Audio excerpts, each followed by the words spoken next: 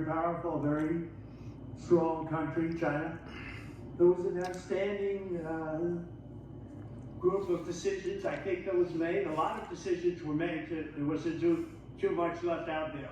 Okay, so President Trump on the big meeting with the Chinese President Xi, the two leaders, reached agreements on fentanyl, farm trade, and rare earth minerals. Trump saying he will reduce tariffs on China as a result. Let's bring in Charles Payne, host of Making Money with Charles Payne on Fox Business. White House is already touting this meeting, this summit, as a huge win. Was it in your view? I think the entire trip was a huge win. I really do. I heard in the tease, President Trump, I think, gave it on a scale of 1 to 10 to 12.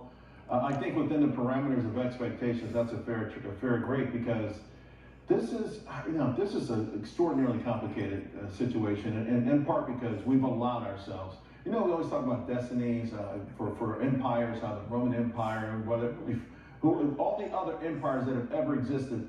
The main thing is that they become complacent.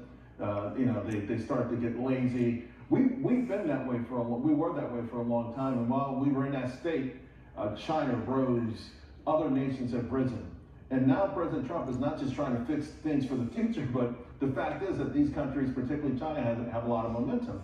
So I think that the deal was phenomenal. You put this sort of truce on hold while you work out other aspects of this. We didn't give up anything, like they're not getting Blackwell chips, they're not getting the most sophisticated computer chips out there. And we've got a chance. Hey, let's start digging up some rare earth while we wait, on that one negotiating ploy that they had, the one wild card they pulled out. And I think we're moving in the right direction there. I'm fascinated by the whole thing. This is just some of what they came to an agreement on, cutting fentanyl tariffs by 10%. China agrees to crack down on fentanyl. China pauses rare earth export controls, suspends its counter tariffs. And here's the huge one for a lot of the farmers here back at home. China pledging to buy soybeans, a whole lot of them. Here's Bessent announcing that agreement. The Chinese have agreed to buy 12 million metric tons of soybeans during this season, right now, between now and should be January. And then for the next 3 years, they're going to be buying a minimum of 25 million metric tons per annum. Our great soybean farmers who the Chinese used as political pawns, that's off the table. I mean, you're talking a lot of this goes into feed for our cattle here in this country, where we're already seeing sky-high beef prices. How much does this change the economic environment for us, Charles? Well, it certainly changes it a lot for those particular farmers who were deliberately targeted, right? There was a political point to deliberately target them. So to Bessent's point, that makes a lot of sense. One thing, here's the irony with all of this, Sandra.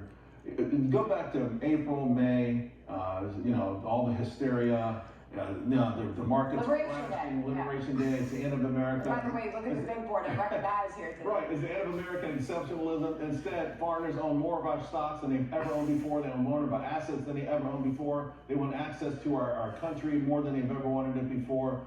And so the market has become used to the tariffs, You think about the news that the Supreme Court was going to hear the case, and the market got hammered on that. The bond market, the stock market, they've got used to this. And by the way, the $30 billion coming in each month, that's something also that's extraordinarily helpful and useful. So the irony of all ironies is I don't think the stock market wants to see these tariffs go away.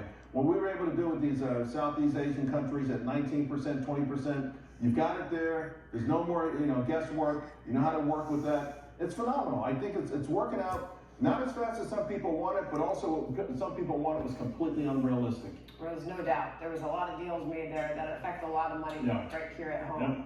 Charles, thank you. Thanks a lot. See you at 2:00 p.m. John?